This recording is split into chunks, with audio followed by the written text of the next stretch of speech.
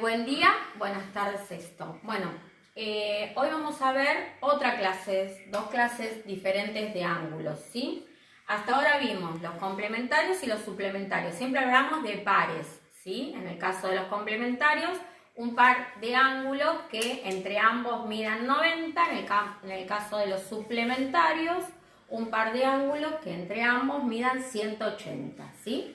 Bien, vamos a ver cuáles son los consecutivos. Yo acá, ¿sí?, construí dos pares de ángulos consecutivos. Primero, tenemos que saber, que lo vimos en el video anterior, que este es el vértice del ángulo y que cada una de las semirrectas forman los lados del ángulo, ¿sí?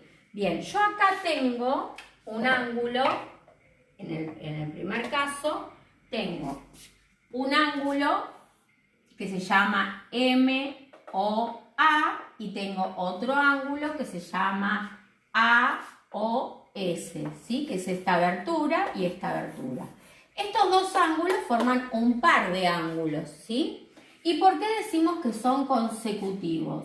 Porque para que esos dos ángulos sean consecutivos tienen que tener dos características. Una es que tengan un lado en común. ¿Cuál es el lado en común entre estos dos ángulos? Este ángulo y este ángulo. El lado en común es A, ¿sí?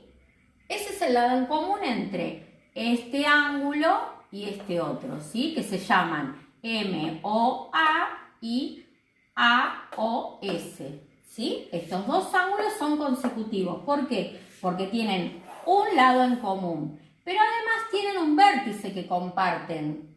Ven que este vértice me sirve tanto para este ángulo como para este otro ángulo. Entonces, los ángulos consecutivos son los que tienen un lado en común, comparten el mismo lado, ¿sí? La misma semirrecta, y además comparten el mismo vértice, ¿sí? ¿Hasta ahí vamos? Entonces, MOA es consecutivo con AOS, ¿sí? Es un par de ángulos consecutivos. Esos son los consecutivos. ¿Vieron cuando uno habla de consecutivos? Se pueden acordar consecutivos uno al lado del otro. Bueno, esto es lo mismo. Está uno al lado del otro. ¿Por qué? Porque comparten la misma semirrecta. Estamos hasta acá. Vamos a los adyacentes. Los adyacentes son consecutivos. ¿Por qué? Porque tienen las mismas características. Tienen un lado en común, ¿sí? En este caso va a ser B, el lado en común entre este y este, ¿sí? Este se llama AOB y este se llama COB. Este ángulo y este ángulo decimos que son adyacentes. ¿Por qué?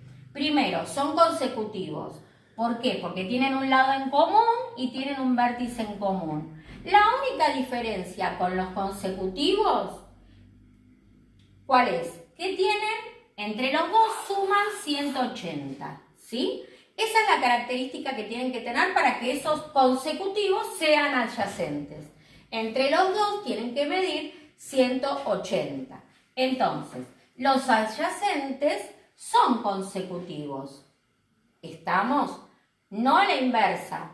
¿Por qué? Tienen las mismas características los adyacentes que los consecutivos. Lado en común y el mismo vértice.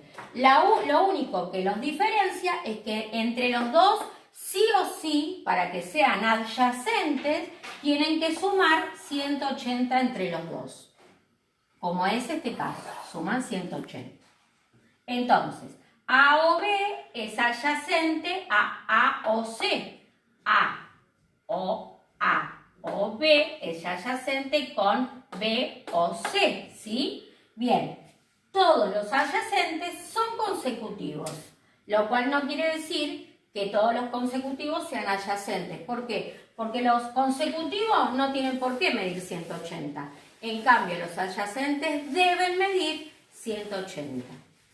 Bueno, hasta acá espero que lo hayan entendido, ¿sí? Vimos complementarios, suplementarios, consecutivos y adyacentes. La próxima veremos los opuestos por el vértice. Les mando un beso, hasta la próxima.